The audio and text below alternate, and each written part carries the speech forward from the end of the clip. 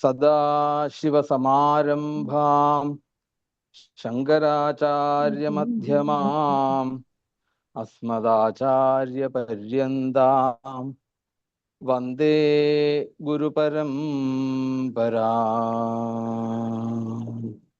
സർവത്ര ഗോവിന്ദനാമ സങ്കീർത്തനം.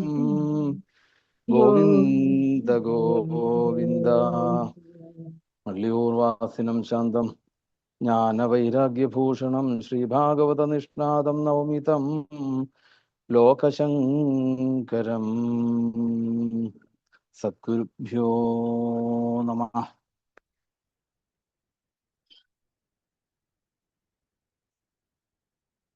ഭാഗവതത്തില് ഏറ്റവും പ്രധാനപ്പെട്ട ഒരു സ്കന്ധമാണ് തൃതീയ സ്കന്ധം, സർഗം എന്നുള്ള ലക്ഷണം. അപ്പൊ ഇതില് നമ്മള് രാവിലത്തെ പ്രഭാഷണത്തിനോട് അനുബന്ധിച്ച് തന്നെയാണ് ശരിക്ക് കപിലാവതാരം എന്നുള്ള ഒരു വിഷയമാണ് ഈ സമയത്ത് അനുസ്മരിക്കേണ്ടത്. അപ്പൊ അവിടെ ആ കർദമ പ്രജാപതിയുടെ വിവാഹത്തെക്കുറിച്ചും ആ കർദമ പ്രജാപതി വിവാഹം കഴിച്ച് മറ്റേ ദേവഹൂതിയുടെ കൂടെയുള്ള ആ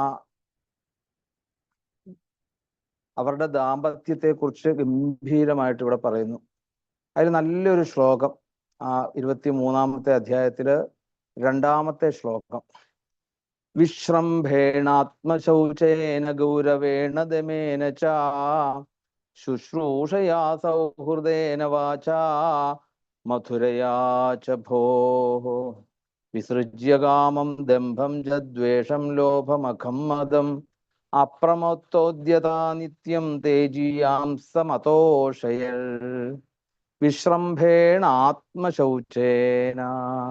എങ്ങനെയാണ് ഒരു പത്നി ഭർത്താവിനോട് പെരുമാറേണ്ടതെന്ന് ദേവഹൂതി കാണിച്ചു തരികയാണ്. ദേവഹൂതിയുടെ വിവാഹമൊക്കെ നമുക്കറിയാം അല്ലെ. ഈ ആശ്രമ ജീവിതത്തിൽ കഴിച്ചിരുന്ന ശരീരത്തിനോട് യാതൊരുവിധ പ്രതിപത്തിയും ഇല്ലാത്തതായിട്ടുള്ള ഒരു ആശ്രമവാസിയായിട്ടുള്ള കർദമ പ്രജാപതിയെ വിവാഹം കഴിക്കണമെങ്കിൽ എന്തായിരുന്നു ദേവഹൂതി നോക്കിയിരുന്നത്? അദ്ദേഹത്തിന്റെ ഉള്ളിലുള്ള ജ്ഞാനം മാത്രമാണ് നോക്കിയത്. ഇനി ദേവാൻ ആഹൂയത്തെ ഇതി ദേവഹൂതി എന്നും പറയും. ദേവഹൂതി എങ്ങനെയാണ് എന്താണ് ദേവസ്ത്രീകളെക്കാൾ സൗന്ദര്യമുണ്ട് എന്ന് പറയും. നമ്മളൊക്കെ പെട്ടെന്ന് എന്താ ചിന്തിക്കാറ്? സൗന്ദര്യമുണ്ട് എന്ന് പറയുമ്പോ മുട്ടറ്റം മുടി ആണോ?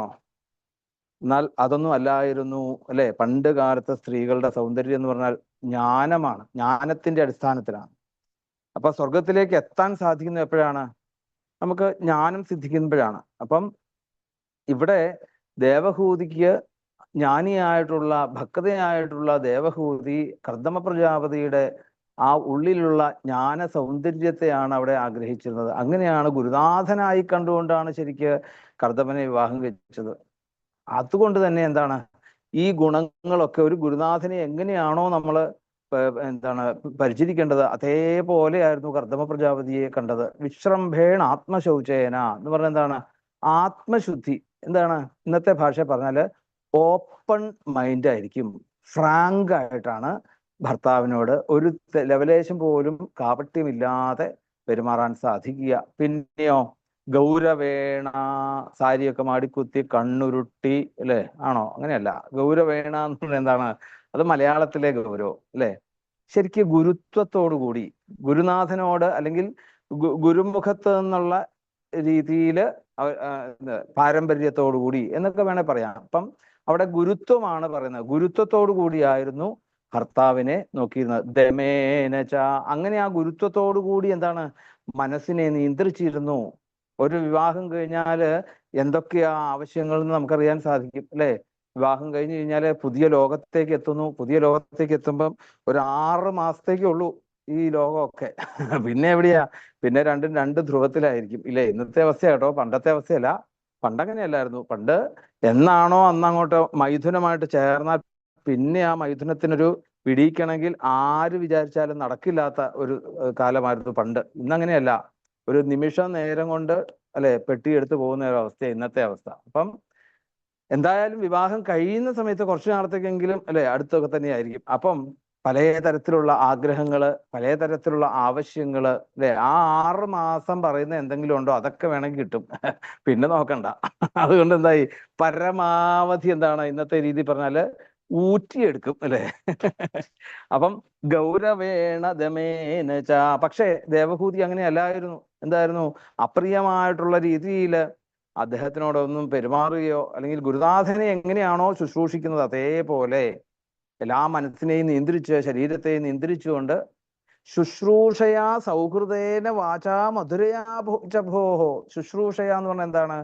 ശുശ്രൂഷ, ശ്രോതും ഇച്ഛ ശുശ്രൂഷ, കേൾക്കാൻ ഇമ്പമുള്ള രീതിയിൽ സൗഹൃദമായിട്ട് അങ്ങനെയുള്ള വാക്കുകളെ കൊണ്ട്, മാധുര്യമേറിയ വാക്കുകളെ കൊണ്ട് അദ്ദേഹത്തിനെ പരിചരിച്ചിരുന്നു. പിന്നെയോ എല്ലാം കളഞ്ഞു. തൻ്റെ ആഗ്രഹങ്ങള്, കാമം, ദംഭം, ചദ്വേഷം, ലോഭമഖം, മതം, ഇതെല്ലാം കൂടെ അടുപ്പിച്ച് പറഞ്ഞതിന്റെ കാര്യം എന്താണ്? ആഗ്രഹങ്ങൾ സാധിച്ചില്ലെങ്കിൽ എന്താ നമുക്ക് പറ്റുക? ആഗ്രഹങ്ങൾ സാധിച്ചാൽ ദംഭം, ആഗ്രഹങ്ങൾ സാധിച്ചെങ്കിൽ ഇല്ലെങ്കിൽ അല്ലെ അവിടെ ദ്വേഷം. ഇപ്പൊ ഇത് രണ്ടും ഇല്ലാന്നർത്ഥം. ആഗ്രഹങ്ങൾ സാധിച്ചാല് ദംഭവും ഇല്ല, ആഗ്രഹങ്ങൾ സാധിച്ചില്ലേ ദ്വേഷവും ഇല്ല. ലോഭമഖം മതം, ലോഭമില്ല, കിട്ടാത്തതിന്റെ പേരിലുള്ള വഴക്കില്ല. മതം, അഹങ്കാരമില്ല. ഇതൊക്കെ എന്ത് ചെയ്തു? വിസൃജ്യ, ഇതൊക്കെ കളഞ്ഞു, ആഗ്രഹങ്ങളൊക്കെ മാറ്റിവെച്ചു. കാരണം പുതിയൊരു ലോകത്ത് വന്ന ആ ഭർത്താവിന് അപ്രിയമായിട്ടുള്ളതൊന്നും ചെയ്യില്ല എന്ന് വിചാരിച്ചപ്പോ എന്തായി? പിന്നെ ഭർത്താവിന് വേണ്ടിയിട്ടുള്ള ജീവിതമായി. അപ്പൊ എന്തായി? തൻ്റെ ആഗ്രഹങ്ങളെയും തൻ്റെ എല്ലാ ദ്വേഷത്തെയും ഒക്കെ അവിടുന്ന് അപ്രമത്തോദ്യത നിത്യം തേജീയാം സമതോഷയൽ. എന്നാ ഇതൊക്കെ എന്താണ്? വ്യസനിച്ച് ദുഃഖിച്ച് ആണോ അതിന് കഴിയുന്നത്? അങ്ങനെയൊന്നുമില്ല, സന്തോഷത്തോടു കൂടിയാണ്. അതാണ് അവിടെ വിശ്രംഭേണ ആത്മശൗചേന എന്ന് പറഞ്ഞാൽ ആത്മശുചിയോട് കൂടിയാണ്. അല്ലാതെ വെറുതെ ഇങ്ങനെ ഇത് ഇങ്ങനെ വേണമല്ലോ, ഈ ദുരിതം അനുഭവിക്കണം, അങ്ങനെയൊന്നുമല്ല, സന്തോഷത്തോടു കൂടിയാണ്. കാരണം എന്താണ്? ഇതൊന്നും അല്ല, എന്നെ പതിയായിട്ട് സ്വീകരിച്ചിട്ടുണ്ടെങ്കിൽ അദ്ദേഹം ഒന്ന് നിശ്ചയിച്ചതുപോലെ നടക്കും. അപ്പൊ അദ്ദേഹത്തിന് വേണ്ടതായിട്ടുള്ള രീതിയിൽ ഞാൻ ചെയ്തു കൊടുക്കുക. ഇങ്ങനെ വേണ്ട പോലെ ആ കർദമ പ്രജാപതിക്ക് ചെയ്തു കൊടുത്ത പരിചരണത്തിന്റെ സന്തോഷത്തിലാണ് കാമകം എന്നുള്ളൊരു വിമാനം കൊടുത്തു എന്ന് പറയുന്നത്. 9 നിലയുള്ള വിമാനം. എന്തിനാണ് ഈ 9 നിലയുള്ള വിമാനം എന്നൊക്കെ പറയാൻ കാരണം? വേറൊന്നുമല്ല, അവിടെ നവധാ ഭക്തിയാണ്. ഒരു ഭക്തിക്ക് അല്ലെങ്കിൽ ഒരു മുക്തിയിലേക്ക് എത്തിച്ചേരാൻ 9 പടികള്. അപ്പൊ എന്തായി? അത് വേഗം ദേവഹൂതിക്ക് അങ്ങ് കൊടുത്തു എന്ന് പറയാ. കാരണം എന്താണ്? പരീക്ഷിച്ചു കർദമ പ്രജാപതി അല്ലെ. എത്ര കണ്ട് ഈ ക്ഷമാശീലം, ശമം, ദമം തുടങ്ങിയതായിട്ടുള്ള ഗുണങ്ങളൊക്കെ ദേവഹൂതിയുടെ ഉള്ളിലുണ്ട് എന്നറിയുവാൻ വേണ്ടി കർദമൻ എന്തായി? വിവാഹം കഴിഞ്ഞ് പറഞ്ഞ ആദ്യം തന്നെ പരീക്ഷയിൽ ജയിച്ചു. കാരണം എന്താണ്? ആദ്യം തന്നെ പറഞ്ഞു, ഞാൻ വിവാഹം കഴിച്ചാൽ കുട്ടികളായി കഴിഞ്ഞാൽ എന്ത് ചെയ്യും? ഞാൻ കാട്ടിലേക്ക് പോകും. അത് കുഴപ്പമില്ലാന്ന് ഒരു നിമിഷം കർദമനെ എനിക്ക് അദ്ദേഹത്തെ എനിക്ക് പൂജിക്കാൻ സാധിച്ചാൽ ഞാൻ എത്രയോ ഭാഗ്യവതി എന്നുള്ള അവസ്ഥയിലാണ് ദേവഹൂതി ഇവിടെ വരുന്നത്. അപ്പൊ ശരിക്കും എന്താണ്? ഒരു ഗുരുശിഷ്യ ബന്ധമാണ് ശരിക്ക് അവർ തമ്മിലുണ്ടായിരുന്നത് എന്ന് പറയാണ്. അപ്പം അങ്ങനെയുള്ള കർദമൻ എന്തായി? 9 നിലയുള്ള വിമാനം കൊടുത്തു എന്നൊക്കെ പറഞ്ഞാല് ഈ എന്താണ്? നിഷ്കളമായിട്ടുള്ള നമ്മളുടെ ഈ ലക്ഷ്യത്തിലേക്ക് എത്തുവാൻ വേണ്ടി 9 പടികള്. ആ 9 പടികളും കടക്കാൻ പറ്റിയതായിട്ടുള്ള ആ 9 പടികളും കയറുവാനുള്ള സാഹചര്യങ്ങളെ ദേവഹൂതിക്ക് കൊടുത്തു. അല്ലെങ്കിലോ അതിലേക്ക് ഉയർത്തിയെടുത്തു എന്ന് പറയാണ്. അപ്പൊ എന്തായി? ജ്ഞാനത്തിന്റെ സൗന്ദര്യം ഒന്നും കൂടി വർദ്ധിച്ചു ദേവഹൂതിയില്. ദേവഹൂതിയോട് പറഞ്ഞു അല്ലേ, ആ കൃഷിയായിട്ടുള്ള ശരീരത്തോട് കൂടിയിട്ടുള്ള ദേവഹൂതി ആ ബിന്ദു സരസിൽ പോയി ഒന്ന് മുങ്ങി വന്നു. പറഞ്ഞില്ലേ, ഭഗവാന്റെ കണ്ണീര് വീണതാണ് ആ ബിന്ദു സരസ് എന്ന് പറയാണ്. അങ്ങനെയുള്ള ആ ബിന്ദു സരസിൽ മുങ്ങി വന്നപ്പോഴേക്കും ദാസിമാരോട് കൂടി വന്ന ആ ദേവഹൂതിയുടെ ആ നിൽപ്പങ്ങ് കണ്ടപ്പോൾ കർദമന് തോന്നി, ഇനിയും താൻ ഇങ്ങനെ ഈ ജരാനരകൾ ബാധിച്ചുകൊണ്ട് ഇങ്ങനെ ഇരുന്നാൽ പോരാ, വേഗം തന്നെ യോഗസിദ്ധികളുണ്ടെന്നാണ്. ഒരു യുവകാമുകന്റെ വേഷം ധരിച്ചു രണ്ടുപേരും കൂടി. എവിടെയാണ്? ഈ സ്വർഗങ്ങളുടെ ഉദ്യാനങ്ങളൊക്കെ, ലോകപാലന്മാരുടെ ഉദ്യാനങ്ങളൊക്കെ കണ്ട് വന്നു. 9 കുട്ടികളുണ്ടായി അല്ലേ. അപ്പോഴത്തേക്കാണ് കർദമ പ്രജാപതിയോട് പറയുന്നത്, കർദമ പ്രജാപതി പറഞ്ഞു, എൻ്റെ കരാർ അനുസരിച്ച് ഞാൻ പോവാന്ന് പറഞ്ഞപ്പോഴാണ് വേഗം ആ പത്നി പറയുന്നത്, അങ്ങയുടെ തപസ്. അപ്പോഴും എന്താണ്? തനിക്ക് ഇവിടെ കർദമ പ്രജാപതി പോകുന്നതിന് വിരോധമൊന്നും ഉണ്ടായിട്ടൊന്നുമല്ല. പക്ഷെ എന്താണ്? അങ്ങ് ഒരിക്കൽ പറഞ്ഞു, തപസ്സിനെ കുറിച്ച് പറഞ്ഞപ്പോൾ പറഞ്ഞു, 10ാമതായിക്കൊണ്ട് ഗുരുവായൂരപ്പൻ അവതരിക്കും എന്ന് പറഞ്ഞിട്ടുണ്ടെങ്കിൽ അതും കൂടി ഒന്ന് നമുക്ക് അനുഭവിച്ചിട്ടല്ലേ പോകേണ്ടത്. അങ്ങ് എവിടെയാ പോകുന്നത് ശരിക്കും? അങ്ങ് പോകുന്നത് ഗുരുവായൂരപ്പനെ കാണാൻ വേണ്ടിയിട്ടാണ് അല്ലേ? ആ ഗുരുവായൂരപ്പൻ തന്റെ അടുത്തേക്ക് വരികയാണെങ്കിൽ അതുകൂടി അനുഭവിച്ചിട്ട് പോവാം എന്ന് പറഞ്ഞപ്പോഴേ എന്തായി, സന്തോഷമായി കപിലന് അല്ലേ? സുദാമാവിനോട് പത്നി പറഞ്ഞതുപോലെ തന്നെ അയം ഹി പരമോലാഭ ഉത്തമ ശ്ലോക ദർശനം അല്ലേ? എനിക്ക് പോലും തോന്നിയില്ല, എന്റെ പത്നിക്ക് തോന്നി. ഇതാണ് സജ്ജനങ്ങള് മറ്റുള്ളവരുടെ മഹത്വത്തെ എടുത്തു കാണിക്കും. എനിക്ക് പോലും തോന്നിയില്ല ഭഗവാനെ കാണാൻ പോണെന്ന് എന്ന് പറഞ്ഞ പോലെ കർദമ പ്രജാപതി ഇതൊക്കെ മറന്നു, വരം കിട്ടിയതൊക്കെ മറന്നു. അതാണ് സജ്ജനങ്ങൾ, അങ്ങനെയാണ്. എന്തെങ്കിലും വരോ ഇതൊക്കെ ഉണ്ടെങ്കിൽ ഇതൊക്കെ മറക്കും. അപ്പൊ എന്തായി, അപ്പം അവിടെ രണ്ടുപേരും കൂടി ഗംഭീരമായിട്ടുള്ള തപസ് ചെയ്യുവാൻ വേണ്ടി തീരുമാനിച്ചു. അങ്ങനെ ആ കർദമൻ ദേവഹൂതിയെ ആശ്വസിപ്പിച്ചുകൊണ്ട് പറഞ്ഞു, മനുപുത്രി, ആ ആത്മാവിനെ പറ്റി അല്ലെ ഒരിക്കലും ഖേദിക്കണ്ട. നിർവേദവാദിനീമേവം മനോർദുഹിതരം മുനി ദയാലുശാലിനി മാഹ ശുക്ലാഭിവ്യാഹൃതം സ്മരൻ മാഖിതോ രാജപുത്രീദ്ധം ആത്മാനം പ്രത്യനിന്ദിതേ ഭഗവാൻ തേക്ഷരോഗർഭം അദൂരാൽ സംപ്രബൽസ്യതേ. അതുകൊണ്ട് ഒരിക്കലും ഖേദിക്കരുത്. ഈ നാശരഹിതമായിട്ടുള്ള ഭഗവാൻ അചിരേണ നിന്റെ ഗർഭത്തിലേക്ക് വന്ന് ജനിക്കും. അതുകൊണ്ട് അതിനുവേണ്ടി എന്താ വേണ്ടത്? നമ്മള് വ്രതം അനുഷ്ഠിക്കണം. ഭഗവാന്റെ ആ ധൃതവ്രതാസി ഭദ്രം തേ ദമേന നിയമേന ച തപോ ദ്രവിണദാനീശ്ച ശ്രദ്ധയാച ഈശ്വരം ഭജ. ഭഗവാനെ സേവിക്കണമെങ്കിൽ നമുക്കൊക്കെ അറിയാം. നമുക്കൊക്കെയാണ് ഈ പറഞ്ഞ പോലെ എന്താണ്, എവിടെയാ നാളെ പോകുന്നത്? ഗുരുവായൂരോ? എന്നാ ഞാനും വന്നേക്കാം, എന്നാ പോയേക്കാം. അങ്ങനെയാ ഗുരുവായൂർക്ക് പോകുന്നത്. ഗുരുവായൂർക്ക് പോകാൻ കുറച്ച് കാശുണ്ടെങ്കിൽ ഗുരുവായൂർക്ക് പോകാന്ന് വിചാരിക്കരുത്. അങ്ങനെ വിചാരിക്കരുത് ഒരിക്കലും.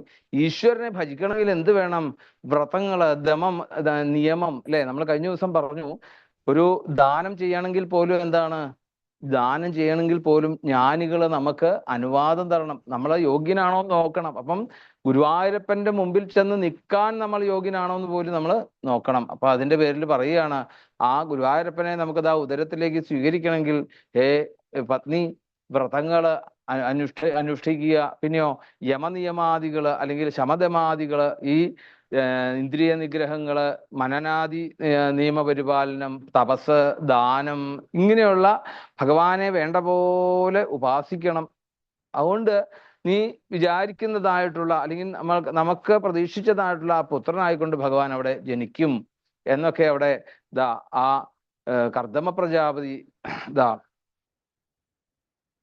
ദേവഹൂതിയെ അവിടുന്ന് ഉപദേശിച്ചു. കുറച്ചു കാലം കഴിഞ്ഞപ്പോഴേക്കും അവിടെ മധു എന്ന അസുരനെ നിഗ്രഹിച്ചവനായിട്ടുള്ള ഭഗവാൻ തൻ്റെ ആ കർദമ വീര്യനിൽ നിന്നും അരണിയിൽ നിന്ന് ശ്രൗതാഗ്നികൾ എന്നതുപോലെ എങ്ങനെയാണോ രണ്ട് മരക്കഷ്ണങ്ങൾ ഒരയ്ക്കുമ്പോൾ അതിൽ നിന്നും അഗ്നി ഉണ്ടാകുന്നുണ്ട് എങ്കിൽ ഇവിടെ നമുക്കിതിൽ നിന്ന് ഏറ്റവും എടുത്ത് പറയാൻ സാധിക്കും എന്താണ്, ഈ തസ്യാം ബഹുതിഥേ കാലേ ഭഗവാൻ മധുസൂദനാം കാർദമം വീര്യമാപന്നോ ജജ്ഞേഗ്നിരിവദാരുണി. രണ്ട് മരക്കഷ്ണങ്ങൾ ഒരയ്ക്കുമ്പോൾ അതിൽ നിന്ന് അഗ്നി ഉണ്ടാകുന്നു എന്ന് പറഞ്ഞ പോലെ ഈ ഗുരുനാഥനായിട്ടുള്ള കർദമ പ്രജാപതിയും ശിഷ്യയായിട്ടുള്ള ദേവഹൂതിയും അങ്ങനെ തന്നെയാണ് ബന്ധം ശരിക്ക്. അതിൽ നിന്നും ആ രണ്ടു പേരുടെ ഉള്ളിലുമുള്ള അഗ്നി അല്ലെ, നമ്മൾ പറയല്ലേ, ഇപ്പൊ പണ്ഡിതന്മാര് പറയും എന്താണ്, ഈ മരക്കഷ്ണത്തിനകത്ത് അഗ്നി ഉണ്ട് എന്ന് പറയും. എന്തേ അങ്ങനെ പറയാൻ കാരണം? രണ്ടും കൂടെ വരയ്ക്കുമ്പോൾ അതിന് അഗ്നി ഉണ്ടാവും എന്ന് പറഞ്ഞ പോലെ ഈ ഗുരുനാഥനായിട്ടുള്ള കർദമ പ്രജാപതിയും ദേവഹൂതിയായിട്ടുള്ള ശിഷ്യയും കൂടി ചേർന്നപ്പോൾ ആ ഗുരുശിഷ്യ ബന്ധത്തിൽ നിന്നും ഒരു ജ്ഞാനാഗ്നി ഉയർന്നു വന്നു കപിലവാസുദേവനായിക്കൊണ്ട്. അങ്ങനെ ആ കർദമ വീര്യത്തിൽ നിന്നും അരണിയിൽ നിന്നും ശ്രൗതാഗ്നികൾ എന്നതുപോലെ ദേവഹൂതിയുടെ പുത്രനായിക്കൊണ്ട് ഭഗവാൻ അവിടെ അവതരിച്ചു എന്ന് പറയാണ്. അപ്പോഴേക്കും എന്തായി, അവാദയം സ്തദാവ്യോം നീ വാദിത്രാണിഘന. അപ്പം ഭഗവാൻ അവതരിക്കുന്ന സമയത്ത് എന്തൊക്കെയാണോ അവിടെ അന്തരീക്ഷത്തിൽ ഉണ്ടാവുക, ആകാശത്ത് നിന്ന് വർഷമേഘങ്ങള്, വാദ്യഘോഷങ്ങള്, ഗന്ധർവന്മാര് അല്ലെ, പാട്ടുപാടുക, അതുപോലെ അപ്സരസുകൾ നൃത്തം ചെയ്യുക, ഇങ്ങനെ വേണ്ട അവിടെ എല്ലാം ആ മംഗളമായിട്ടുള്ള ഒരു ഇതെല്ലാം അവിടെ ഉണ്ടായി. ഗായന്തി ഗായന്തി തം സ്മ ഗന്ധർവ നൃത്യന്തി അപ്സരസോ മുദാ. അങ്ങനെ ഓരോന്നും അവിടെ പറയാണ്. വാദിത്രം എന്നൊക്കെ പറഞ്ഞാൽ 4 തരത്തിലുള്ള വാദ്യങ്ങളാണ് ഈ വാദിത്രം എന്ന് പറയുന്നത്. അവിടെ ശരിക്ക് 4 വാദ്യങ്ങൾ കൂടി ചേർന്നുകൊണ്ട്, അതായത് ഈ തതം, സുഷിരം, ഘനം, അവനർത്ഥം എന്ന് പറഞ്ഞ 4 രീതിയിലുള്ള വാദ്യങ്ങളെ കൊണ്ടൊക്കെ വിസ്തരിച്ചങ്ങ് പോവാണത്. പിന്നെ ഘനാഘനാഹ, അവിടെ എന്താ ശരി, ഘനാഘനാഹ എന്ന് പറഞ്ഞാൽ വർഷമേഘത്തെ കുറിച്ചാണ് പറയുന്നത്. ഗംഭീരമായിട്ടുള്ള ഒരു മഴ. നമ്മൾ പറയാറില്ല എന്താ, മഴ പെയ്തു നന്നായിട്ടോ, ഇത് നല്ല സൂചനയാണ് എന്ന് പറയല്ലേ. അത് തന്നെയാണ് ഘനാഘനം എന്ന് പറഞ്ഞാല് വർഷമേഘം എന്ന ഇത് ശരിക്കും ഒറ്റ പദമാണത്. ഘനാഘനാഹ എന്ന് പറഞ്ഞാൽ ഒരൊറ്റ പദമാണത്, ശരി, സമസ്തപദമാണ്. അപ്പം അതിന് എന്താ പറയുന്നത് ചോദിച്ചാൽ, മേഘത്തിൽ നിന്നും അല്ലെ ആ വർഷങ്ങൾ, മഴത്തുള്ളികൾ ഇങ്ങനെ തുമ്പിക്കൈ വണ്ണത്തിൽ ഇങ്ങനെ ആ ഭഗവാൻ അവതരിച്ചതിന്റെ സന്തോഷത്തോടു കൂടി അവിടെ വന്നു എന്ന് പറയാണ്. ഇന്ദ്രൻ വർഷിക്കുന്ന മേഘം എന്ന് വേണമെങ്കിൽ അത് കാണിക്കാം അവിടെ. പിന്നെയോ പേതുസ്സു മനസോ ദിവ്യാഖേചരീരപവർജിതാഗേതുശ്ചദിശ സർവാംഭാംസി ച മനാംസി ച.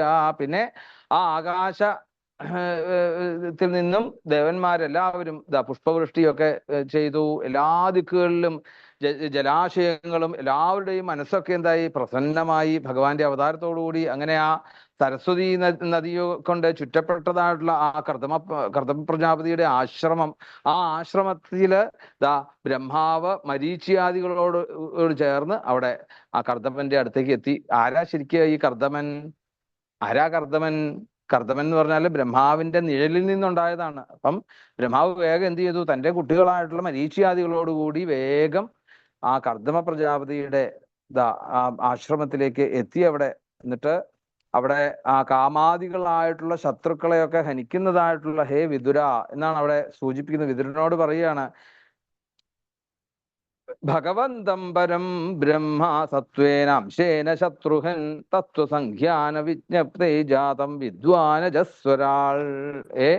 എന്നുവെച്ചാൽ ജ്ഞാനിയായിട്ടുള്ള വിതുര, ആ പരബ്രഹ്മ സ്വരൂപിയായിട്ടുള്ള ആ ഭഗവാൻ തത്വജ്ഞാനം പ്രകാശിപ്പിക്കുവാൻ വേണ്ടി, സാഖ്യയോഗം പ്രകാശിപ്പിക്കുവാൻ വേണ്ടിയിട്ട് തൻ്റെ സാത്വികാംശം കൊണ്ട് ജനിച്ചതായിട്ടുള്ളത് അറിഞ്ഞുകൊണ്ട് നേരെ ആ ജ്ഞാനിയായിട്ടുള്ള ബ്രഹ്മാവ്, വിദ്വാനും ജ്ഞാനിയുമായിട്ടുള്ള ബ്രഹ്മാവ് കർദമന്റെയും ആ ദേവഹൂതിയുടെയും ആ അടുത്ത് ചെന്ന് അവരെ വേണ്ട പോലെ സന്തോഷത്തോടു കൂടി അവരെ ആദരിച്ചു എന്ന് പറയാണ്. എന്നിട്ട് അവിടെ ബ്രഹ്മാവ് എന്നിട്ട് എന്ത് പറഞ്ഞു? അവിടെ വന്നിട്ട് ബ്രഹ്മാവ് പറഞ്ഞു, അല്ലയോ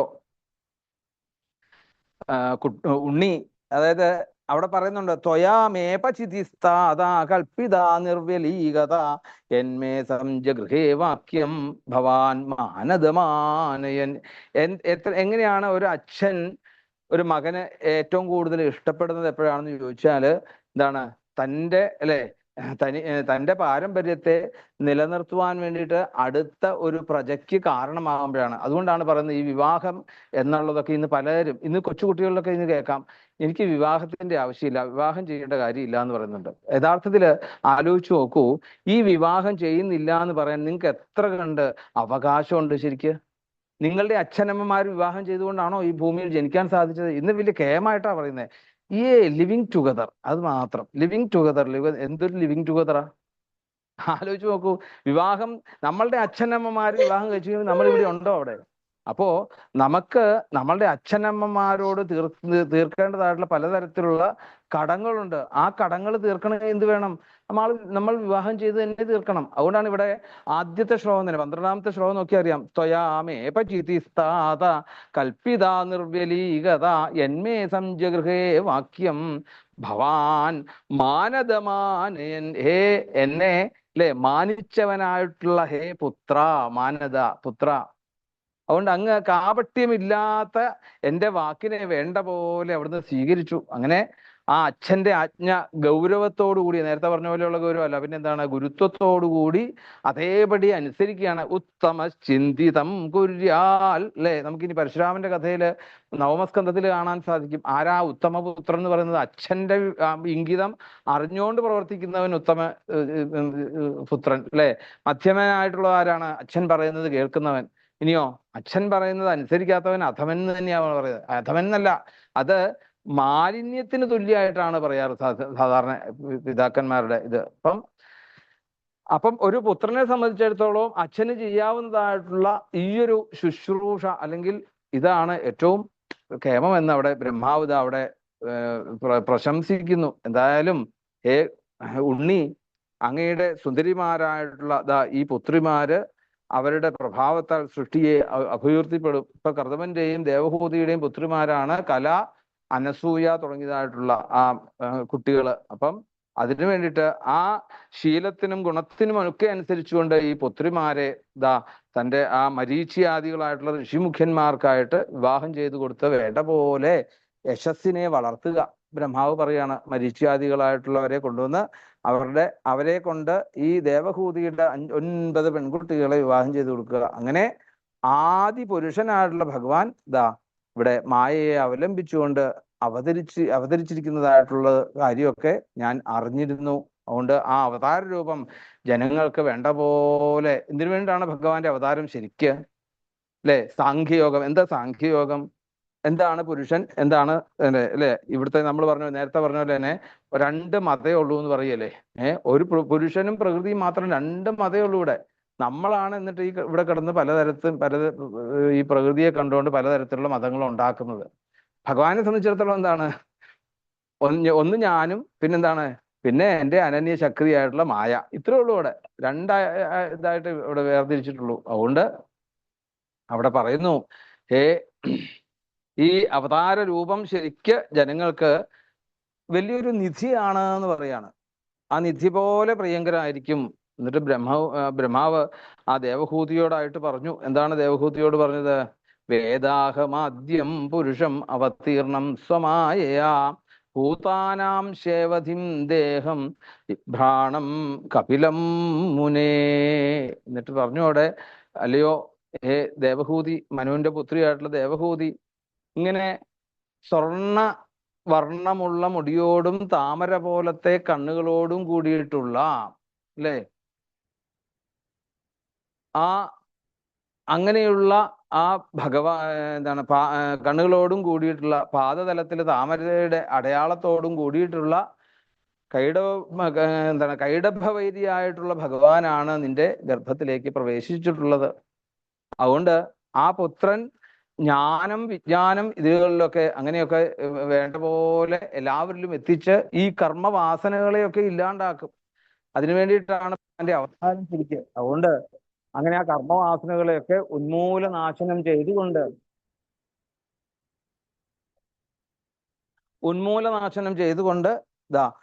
ഈ നമ്മൾ ഇന്ന് ദുഃഖിക്കുന്നതായിട്ടുള്ള എന്തുകൊണ്ടാണ്? അവിദ്യയാണ് അല്ലെ? അപ്പം ആ അവിദ്യയിൽ ഉണ്ടായിട്ടുള്ള ആ സംശയഗ്രന്ഥികളെയൊക്കെ വിദ്യതേ ഹൃദയഗ്രന്ഥി സിദ്ധ്യന്തേ സർവസംശയാഹ ക്ഷീയന്തേ ച അസ്യ കർമാണി അല്ലെ?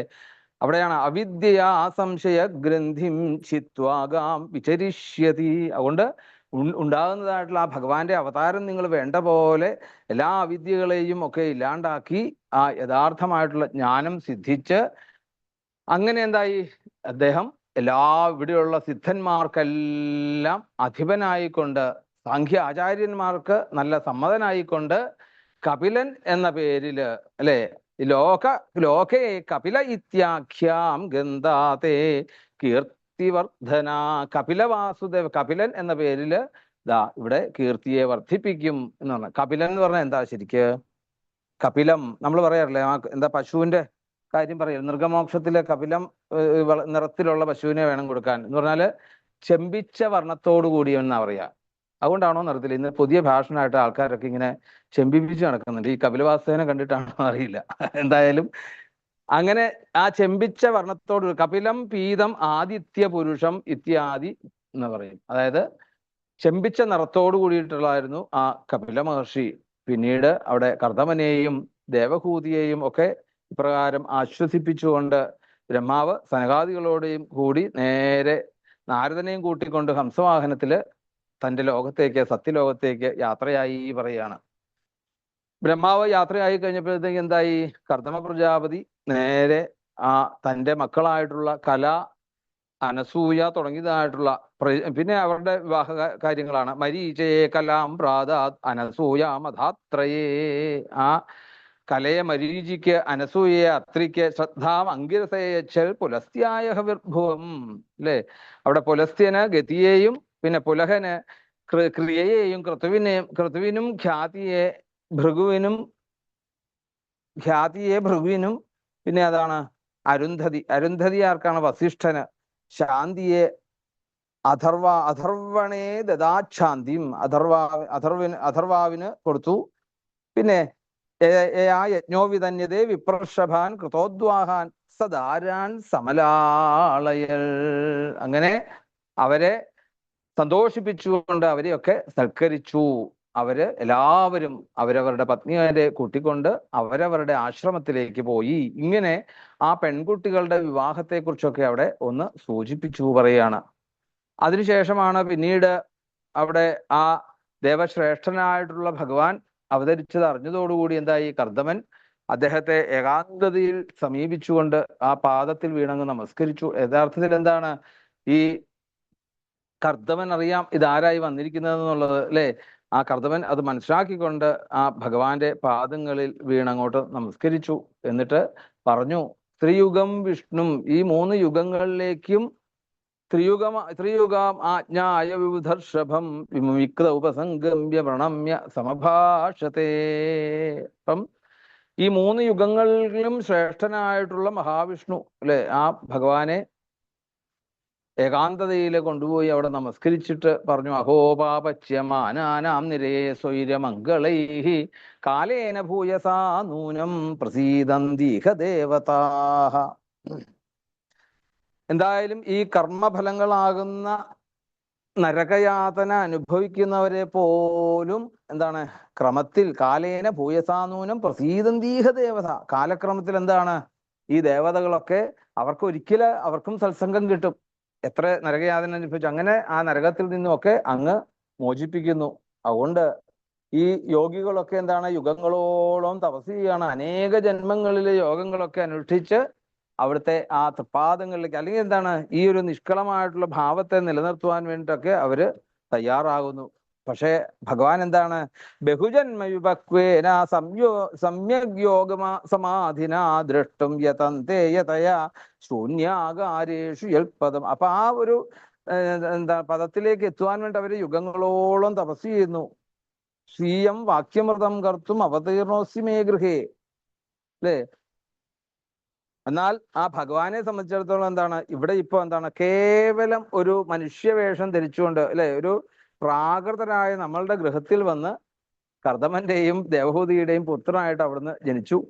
എന്തോ മുൻജന്മ സുഹൃതം പുണ്യം എത്രയെന്ന് പറയാൻ പറ്റുന്നില്ല. അതുകൊണ്ട് ഭഗവാൻ എന്നോട് അരുളി ചെയ്തതിനനുസരിച്ച് ഞാൻ എല്ലാം വേണ്ട പോലെ അത് പറഞ്ഞതനുസരിച്ച് സത്യമാക്കി തീർക്കുവാൻ വേണ്ടിയിട്ട് അങ്ങയുടെ ഈ അവതാരം മനസ്സിലാക്കുന്നു. ഭക്തന്മാരുടെ യശസ്സിനെ വർദ്ധിപ്പിക്കുവാൻ വേണ്ടിയിട്ട് അങ്ങ് യഥാർത്ഥത്തിൽ ഇപ്പൊ എങ്ങനെയാണ് ഭക്തന്മാരുടെ യശസ്സിനെ വർദ്ധിപ്പിക്കുന്നത്? ജ്ഞാനം, അവിദ്യ ഇല്ലാണ്ടാക്കുക, അല്ലെ? ജ്ഞാനശാസ്ത്രത്തിന് രൂപം കൊടുക്കുവാൻ വേണ്ടിയാണ് അവിടുത്തെ അവതാരം. അതുകൊണ്ട് ഹേ ഭഗവാനെ, അങ്ങ് ആരാണ് ശരിക്ക്? അങ്ങ് അരൂപിയാണ്, അല്ലെ? ത്വം സൂര്യഭിസ്തയാദ്ധ സദാഭിവാദാർഹണപാദപീഠം ഐശ്വര്യ വൈരാഗ്യേശോവബോധ വീര്യശ്രിയാം പൂർത്തമഹം പ്രപദ്യേ താന്യേവ തേഭിരൂപാണി രൂപാണി ഭഗവംസ്തവ. അങ്ങ് ആരാണ് ശരിക്ക്? അങ്ങ് അരൂപിയാണ്. ഭക്തന്മാരെ അനുഗ്രഹിക്കുവാൻ വേണ്ടിയിട്ട് ഏതെല്ലാം രൂപങ്ങൾ അങ്ങ് സ്വീകരിക്കുന്നു അവിടുന്ന്, അല്ലേ? അതെല്ലാം വേണ്ട പോലെ അങ്ങ് ആ ഭക്തന്മാരുടെ ഹൃദയഗ്രന്ഥികളെ, അല്ലെ, സംശയഗ്രന്ഥികളെ ഒക്കെ ഇല്ലാണ്ടാക്കുവാൻ വേണ്ടിയിട്ട് ത്രിഗുണങ്ങളെ സ്വീകരിക്കുന്നവനാണ് അങ്ങ്. ലോകരക്ഷകനാണങ്ങ്, അല്ലെ? ലോകങ്ങളിലെല്ലാം അങ്ങയുടെ ആ കീർത്തി ലോകത്തെ എല്ലായിടത്തും അപ്രകാരമായിട്ടുള്ള കപിലമൂർത്തിയായിട്ടുള്ള അങ്ങേക്ക് ഞാനിതാ നമസ്കരിക്കുന്നു. അതാണ് കപിലം പ്രപദ്യേ ആത്മാനുഭൂത്യാനുഗത പ്രപഞ്ചം സ്വച്ഛന്ദശക്തിം കപിലം പ്രപദ്യേ. അങ്ങനെ ഞാനിപ്പോ എന്തായി? കാമൻ ആയി, ശരിക്കും പൂർണ്ണകാമനായി ഞാൻ. അതായത് ആ അങ്ങനെയുള്ള എൻ്റെ ലക്ഷ്യം ഇനി ഞാൻ എൻ്റെ ലക്ഷ്യത്തിലേക്ക് ഞാൻ സന്യാസി ആകാൻ വേണ്ടിയിട്ട് ഇച്ഛിച്ച് അതിനു വേണ്ടിയിട്ടുള്ള അനുമതി അവിടുന്ന് എനിക്ക് തന്നാലും എന്ന് ആ കർദമ പ്രജാപതി തന്റെ മകനായിട്ടുള്ള ഭഗവാനോട് ആവശ്യപ്പെടുകയാണ്. പരിവ്രജ പദവീം ആസ്ഥിതോഹം ചരിഷ്യേ ത്വാം ഹൃദിയുഞ്ജൻ വിശോക. അതുകൊണ്ട് ഉണ്ണി യാതൊരുവിധ ബുദ്ധിമുട്ടും കൂടാതെ അച്ഛനെ വേണ്ടതായിട്ടുള്ള ഉപദേശങ്ങളെ തന്ന് അച്ഛനെ സന്യാസിക്കുവാൻ പോകാൻ വേണ്ടിയിട്ടുള്ള ഉപദേശങ്ങളെ അവിടുന്ന് തന്നോളൂ. ഉണ്ണി വേഗം തന്നെ എന്ത് ചെയ്തു? ഉപദേശിക്കാൻ തുടങ്ങി. എന്താണ്? ഗച്ഛകാമം മയാ പൃഷ്ടോ സന്യസ്ത കർമ്മണ യിത്വാസു ദുർജയം മൃത്യും അമൃതത്വായ മാം ഭജ. പറഞ്ഞു അച്ഛനോട്, അച്ഛാ വേണ്ട പോലെ ആ വൈദിക ലൗകിക കാര്യങ്ങളിലെല്ലാം ഞാൻ എന്താണോ അങ്ങേക്ക് പറഞ്ഞു തന്നത് അത് പ്രമാണമാക്കി എടുത്തുകൊണ്ട് ഞാൻ അങ്ങേക്ക് പറഞ്ഞു തന്നതായിട്ടുള്ള എല്ലാം പ്രതിജ്ഞകളും നിറവേറ്റുവാൻ വേണ്ടിയിട്ട് അങ്ങയുടെ പുത്രനായിട്ട് ഞാനിപ്പോ ഇവിടെ അവതരിച്ചിരിക്കുന്നു. അതുകൊണ്ട് ഈ ദുഷിച്ചിരിക്കുന്നതായിട്ടുള്ള അന്ധകരണ വൃത്തികളിൽ നിന്നും എന്താണ് നമ്മൾ വേഗം പുറത്തേക്ക് പോകണം. ഇപ്പൊ എന്താ ദുഷിച്ചിരിക്കുന്ന അന്ധകരണ വൃത്തി എന്ന് പറഞ്ഞാല് എന്താണ്? ദുഷിച്ചിരിക്കുന്ന അന്ധകരണ വൃത്തി ഈ സംസാര ദുഃഖം, അജ്ഞത, അവിദ്യ കൊണ്ട് നമ്മൾ ഇന്ന് അനുഭവിക്കുന്ന ഈ സംസാരം എന്ന് പറഞ്ഞ പൊട്ടക്കിണറാകുന്ന ഗൃഹത്തെ വേഗം എന്ത് ചെയ്യണം? ഇവിടുന്ന് പോരുക. ഗച്ഛ കാമം മയാ പൃഷ്ടോ മൈ സന്യസ്ത കർമ്മണ. അപ്പം ഇതിൽ നിന്ന് മോചിച്ചുകൊണ്ട് ആത്മജ്ഞാനം സിദ്ധിക്കുവാൻ വേണ്ടിയിട്ടൊക്കെ അങ്ങ് വേഗം ഈ തത്വങ്ങളുടെ സംഖ്യ അടങ്ങുന്നതായിട്ടുള്ള സാഖ്യശാസ്ത്രം പ്രചരിപ്പിക്കുവാൻ വേണ്ടിയിട്ടാണ് ഞാൻ ഇവിടെ അവതരിച്ചത് എന്നൊക്കെ അവിടെ അച്ഛനെ പറഞ്ഞു കൊടുത്തു. എന്നിട്ട് അതുകൊണ്ട് വേഗം തന്നെ എന്ത് ചെയ്യണം? അച്ഛാ ഈ കാമത്തെയൊക്കെ ഒഴിവാക്കിക്കൊണ്ട് വേഗം തന്നെ ഈ ഗൃഹത്തിൽ നിന്നും വിടുക. അങ്ങനെ എല്ലാം ഭഗവാനിൽ സമർപ്പിക്കുക. അതല്ലേ അവിടെ പറയുന്നത്? യക്ഷകാമം മയാപൃഷ്ടോ മൈ സന്യസ്തകർമ്മണ ജിത്വാസു ദുർജയം മൃത്യും അമൃതത്വായ മാം ഭജ. എന്നെ ഭജിച്ചുകൊണ്ട് എല്ലാം ഭഗവാനിൽ സമർപ്പിച്ചുകൊണ്ട് സർവസംഘ പരിത്യാഗത്തോടുകൂടി സന്യാസ മാർഗത്തെ സ്വീകരിച്ച് അവിടെ എന്ത് ചെയ്യണം? അല്ലെ മൃത്യുവിനെ ജയിക്കുക എന്ന് പറയാം. എന്താ ഈ മൃത്യുവിനെ ജയിക്കുക എന്ന് പറഞ്ഞാല്? മരണം എന്നുള്ളത് ആർക്കേ ഉള്ളൂ? ഈ ശരീരത്തിനേ ഉള്ളൂ മരണം. ശരീരം ഞാനാണോ? അല്ല. ഈ ഒരു ജ്ഞാനം നമ്മൾ ഉറപ്പിക്കുക. അതാണ് അച്ഛനും അവിടെ പറഞ്ഞു കൊടുത്തത്. അപ്പം അങ്ങനെ ആ ഒരു അമൃതത്വത്തെ കുറിച്ച് നല്ലൊരു ബോധ്യം ഉണ്ടെങ്കിൽ ഏത് കാട്ടിലും എവിടെ ചെന്നും ഒറ്റയ്ക്ക് ഇരിക്കാനും മടിക്കേണ്ട കാര്യമില്ല അവിടെ. അതാണ് ജ്ഞാനികളായിട്ടുള്ള അവധൂതന്മാരായിട്ടുള്ളവരെ സംബന്ധിച്ചിടത്തോളം അവർക്ക് ശരീരം എന്നുള്ളത് അവരെ ബാധിക്കുന്നേയില്ല. അത് പോയാൽ പൊക്കോട്ടെ, അതിനെപ്പറ്റി ചിന്തിക്കുന്നില്ല. അപ്പം അത് പോകുന്നത് മരണമാണെന്ന് കണക്കാക്കുന്ന ആരാ? നമ്മളാ കണക്കാക്കുന്നത്, അല്ലേ? എന്നിട്ട് അപ്പം ഈ അമൃതത്വ പ്രാപ്തിക്കായിക്കൊണ്ട് എന്ത് ചെയ്യണം? മാം ഭജ, എന്നെ തന്നെ അങ്ങ് വിചാരിച്ചോളൂ. അങ്ങനെ എല്ലാവരുടെയും ഹൃദയങ്ങളിൽ വസിക്കുന്നതായിട്ടുള്ള ആ സ്വയം ജ്യോതി സ്വരൂപം ആണ് അങ്ങ് ഞാൻ എന്നുള്ളത്. മാത്രേ ആധ്യാത്മികീം വിദ്യാം ശമനീം സർവകർമ്മണാം വിതരിഷ്യേയാചാസോ ഭയം ചാതിതരിഷ്യത. അതുകൊണ്ട് എല്ലായിടത്തും ജ്വലിക്കുന്നതായിട്ടുള്ള ജ്യോതി എന്നുള്ളത് ഞാൻ തന്നെയാണ് എന്ന് മനസ്സിലാക്കിക്കൊണ്ട് ആ സർവരുടെയും ഉള്ളിൽ ആത്മസ്വരൂപേണ വളങ്ങുന്ന എന്നെ അങ്ങ് വേണ്ട പോലെ സ്മരിച്ചുകൊണ്ട് അച്ഛാ നേരെ കാട്ടിലേക്ക് പൊക്കോളൂ എന്ന് പറയാണ്. സർവകർമ്മവാസനകളെയും ശമിപ്പിക്കുന്നതായിട്ടുള്ള ആ ആധ്യാത്മികമായിട്ടുള്ള വിദ്യ അത് വേണ്ട പോലെ അച്ഛൻ ഇപ്പോ ഹൃദിസ്ഥമായിട്ടുണ്ട്. മാത്രേ ആധ്യാത്മികീം വിദ്യാം ശമനീം സർവകർമ്മണാം വിതരിഷ്യേ യാചാസോ ഭയം ചാതിതരിഷ്യതി. അതുകൊണ്ട് എല്ലാ കർമ്മവാസനകളെയും അതിനെയൊക്കെ ഇല്ലാണ്ടാക്കുന്നതായിട്ടുള്ള ആധ്യാത്മിക വിദ്യ ഇന്ന് അച്ഛനിൽ ഉറച്ചിരിക്കുന്നു. അതുകൊണ്ട് എന്ത് ചെയ്യണം? വേഗം തന്നെ ആ കാട്ടിൽ പോയി എന്നെ തന്നെ വിചാരിച്ചുകൊണ്ട് അവിടെ തപസ് ചെയ്യുക. ഏവം സമുദിതസ്തേന കപിലേന പ്രജാപതി ദക്ഷിണീകൃത്യതം പ്രീതോ വനമേവ ജഗാമഹ. അങ്ങനെ ആ ഉണ്ണിയായിട്ടുള്ള കപില മഹർഷിയുടെ വാക്കുകളിലൊക്കെ സന്തോഷിച്ചതായിട്ടുള്ള കർദമൻ വേഗം എന്താണ്? അദ്ദേഹത്തെ പ്രദക്ഷിണം വെച്ച് ആ പാദങ്ങളിൽ വീണ് നമസ്കരിച്ചുകൊണ്ട് ആ അമ്മയായിട്ടുള്ള ദേവഹൂതിയെ ആ ഉണ്ണിയുടെ അടുത്ത് ഏൽപ്പിച്ചുകൊണ്ട് വേഗം വനത്തിലേക്ക് യാത്രയായി പറയാണ്. അവിടെ ചെന്നു പലതരത്തിലുള്ള വ്രതം സ ആസ്ഥിതോ മൗനം ആത്മൈക ശരണോമുനി നിസ്സംഗോ വ്യചരൽക്ഷോണീം അനഗ്നിരനികേതന. അവിടെ ചെന്ന് പലതരത്തിലുള്ള വ്രതങ്ങൾ അനുഷ്ഠിച്ചു അവിടെ, അല്ലെ? മൗനവ്രതത്തെ കൊണ്ടും ആത്മാവിനെ മാത്രം ശരണം പ്രാപിച്ചുകൊണ്ട് യാതൊന്നിലും ആസക്തി കൂടാതെയും അഗ്നികാര്യങ്ങള് ഒക്കെ ഉപേക്ഷിച്ചും സ്ഥിരമായിട്ടുള്ള ഒരു വാസസ്ഥാനം